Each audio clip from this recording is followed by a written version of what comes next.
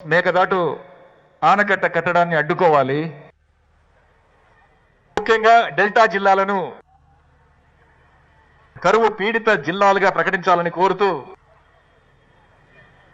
మన పార్టీ అధ్యక్షుల వారి ఆదేశాల మేరకు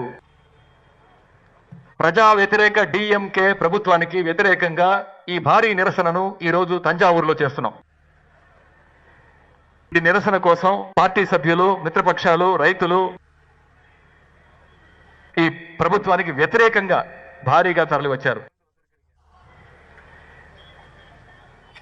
ఈ నిరసనను సమన్వయం చేసిన మన ప్రధాన కార్యదర్శి నెహ్రూ గారికి, జిల్లా కార్యదర్శి అన్న దురై చంద్రశేఖర్ గారికి మరియు అన్ని జిల్లాల పార్టీ కార్యదర్శులకు, పార్టీ రైతు విభాగం, వ్యవసాయ కార్మిక విభాగం నాయకులకు, కార్యకర్తలకు, పార్టీ శ్రేణులందరికీ, సోదరులందరికీ ముందుగా నా కృతజ్ఞతలు తెలియజేస్తున్నాను. నేడు ఆడి 18 సాధారణంగా ఆడి పెరుక్కులో నదులు నిండుగా ప్రవహిస్తాయి. కానీ వచ్చే దారిలో చూస్తే కావేరీ డెల్టాలోని నదులన్నీ ఈరోజు ఎండిపోయి దాదాపు ఒక ఎడార్లా ఈరోజు కనిపిస్తున్నాయి. ఇది మన ద్రవిడ మున్నేట్ర కజగం. మన నాయకుడు ముఖ్యమంత్రిగా ఉంటే ఈ పరిస్థితి వచ్చేదా? మన నాయకుడు ఇలా జరగనిచ్చేవారా? నేడు కురువైని కాపాడలేకున్నాం.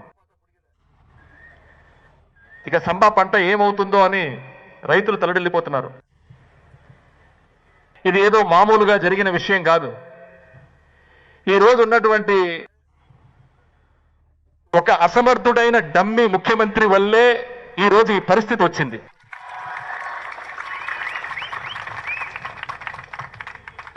రెండు 2021 నుండి 2025 వరకు అప్పటి ముఖ్యమంత్రి మన పార్టీ నాయకుడు గారు ప్రతి సంవత్సరం సరిగ్గా జూన్ 12వ తేదీన మెట్టూరు డ్యాంను స్వయంగా వెళ్లి తెరిచారు. నిజానికి కొన్ని సంవత్సరాల్లో మన ముఖ్యమంత్రి గారు, మన పార్టీ నాయకుడు గారు అప్పుడు జూన్ 12 కంటే ముందే మెట్టూరు నుండి నీటిని విడుదల చేశారు. కానీ ఈ సంవత్సరం పరిస్థితి ఏంటి? జూన్ నెల అయిపోయింది, జూలై నెల అయిపోయింది, ఇప్పుడు ఆగస్టు నెలలో ఉన్నాం, ఇంకా నీళ్లు రాలేదు. కావేరీ బోర్డు తీర్పు ప్రకారం జూన్ నెలలో 9.9 టీఎంసీ నీళ్లు, నెలలో 32 టీఎంసీ నీళ్లు, అంటే మొత్తం 42 టీఎంసీ నీళ్లు మనకు రావాలి. కానీ నేడు ఒక్క చుక్క నీరు కూడా రాలేదు. కానీ దీని గురించి ఇక్కడున్న ముఖ్యమంత్రి నోరు విప్పి మాట్లాడుతున్నారా? మాట్లాడటం లేదు. ఆయనకున్న ఏకైక ఆందోళన ఏంటి? డిఎంకే మీద ఏ అబద్ధపు కేసు పెట్టాలి, ఏ ఫేక్ కేసు వేయాలి.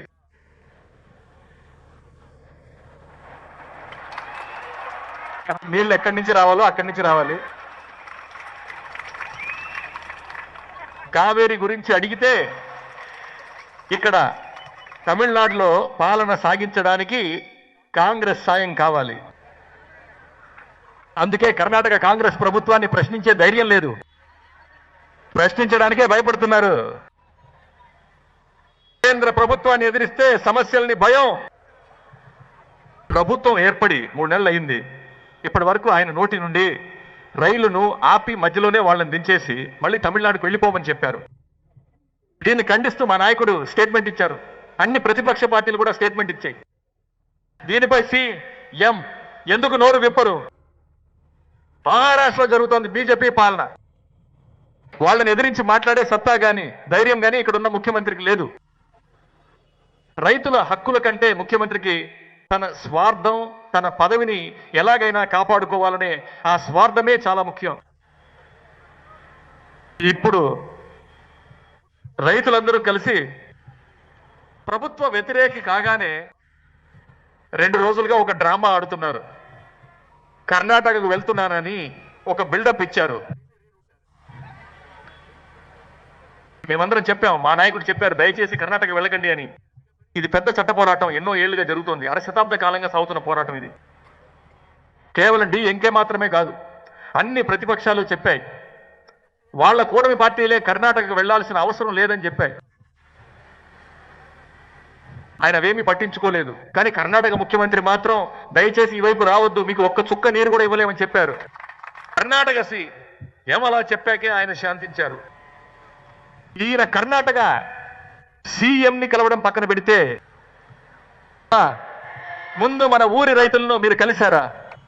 వాళ్ళ కోరికలను ఏమైనా విన్నారా? ముందుగా మన రైతులందరినీ పిలిపించి వాళ్ళ కోరికలను వినాల్సింది. కానీ ఈ ముఖ్యమంత్రి ఆ పని చేయలేదు. ప్రభుత్వమే మమ్మల్ని పిలవలేదు, వినలేదు. మేమే వచ్చి ముఖ్యమంత్రిని కలిసి మాట్లాడతామని రైతులు కోట వైపు వెళ్ళారు. కానీ ఆ రైతులను కూడా బలవంతంగా అరెస్ట్ చేసిన ఈ ప్రభుత్వం, గుర్రపు బేరాల ప్రభుత్వం, రైతుల మీద ఈ ముఖ్యమంత్రికి అంత కక్ష ఉంది. ముఖ్యమంత్రి ఎలా ఉంటే నీటి వనరుల శాఖకు ఒక మంత్రి ఉన్నారు.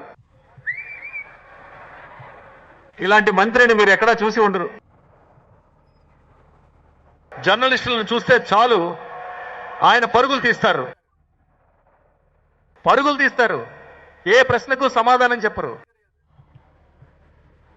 వ్యవసాయ శాఖ మంత్రి అని ఒక ఆయన ఉన్నారు. ఈరోజు ఆ వ్యవసాయ శాఖ మంత్రి ఏం చేస్తున్నారో తెలుసా? వ్యవసాయ బడ్జెట్ పట్టుకుని తిరుపతికి వెళ్ళి అక్కడ పూజలు చేయించుకుని వస్తున్నారు. ఇది ఈరోజు ఈ ప్రభుత్వ లక్షణం, ఇక్కడున్న మంత్రుల యొక్క అసలు లక్షణం. ఎలాంటి మంత్రులు ఇక్కడ ఉన్నారో చూడండి. దొంగ లాటరీ అమ్మే ఒక మంత్రి, దొంగ విసిడీలు అమ్మిన ఒక మంత్రి, బ్లాక్ లో టికెట్లు అమ్మే ఒక మంత్రి, చేతిలో కర్ర పట్టుకుని తిరుగుతూ ఉండే ఒక మంత్రి, వీటన్నిటికీ మించి ఒక డ్రగ్స్ మంత్రి. తమిళనాడులో ఈ ప్రభుత్వం మొత్తం క్యాబినెట్ అంతా ఒక జోకర్ల గుంపులా ఎలా తయారైందో చూడండి. ముఖ్యమంత్రి రీల్స్ చేస్తున్నారు, మంత్రులు రీల్స్ చేస్తున్నారు, చివరికి ఎమ్మెల్యేలు స్కూళ్ళు, హాస్పిటళ్ళు, ఎందుకు బాత్రూమ్లు, టాయిలెట్లను కూడా వదలడం లేదు, లోపలికి వెళ్ళి రీల్స్ చేస్తున్నారు. గత 2 రోజులుగా మీరు చూసే ఉంటారు. 2 మంత్రులు తమ జిల్లాల్లోని స్కూళ్లకు వెళ్ళి అక్కడ పిల్లలందరినీ బయటకు రమ్మని చెప్పి వాళ్ళ పార్టీ పేరుతో నినాదాలు చేయించి దాన్ని రీల్స్ తీసి పెడుతున్నారు. ఇంత దారుణమైన ప్రభుత్వాన్ని తమిళనాడు ఎప్పుడు చూడలేదు. నెల టీవీ న్యూస్ లో మీరు చూసే ఉంటారు. తెన్కాసి దగ్గర ఒక వరి కొనుగోలు కేంద్రంలో వరి బస్తాలన్నీ తగలబడిపోతున్నాయి. అక్కడికి వెళ్ళిన డిఎంకే అధికార పార్టీ జిల్లా సెక్రటరీ ఏం చేస్తున్నారో తెలుసా? 4 కెమెరాలు తీసుకెళ్లి సెట్ చేసి, షూట్ చేసి, బ్యాక్గ్రౌండ్ మ్యూజిక్ వేసి రీల్స్ పెడుతున్నారు. ఇలా రీల్స్ చేసే ప్రభుత్వాన్ని తమిళనాడు కాదు, ఇండియా కూడా ఎప్పుడూ చూడలేదు.